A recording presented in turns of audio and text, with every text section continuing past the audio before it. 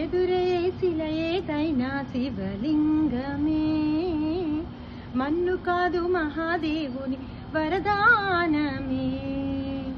చిరంజీవిగా నిలిచింది ఈ నగరమే, చరితలకు అందనిది కైలాసమే. గాలిలో నిత్యం వినలేదా ఆ ఓంకారమే, గంగలో నిత్యం కనలేదా శివకారుణ్యమే. తరలి రండి తెలుసుకోండి కాశీ మహిమా, విలాసంగ శివానంద లహరి.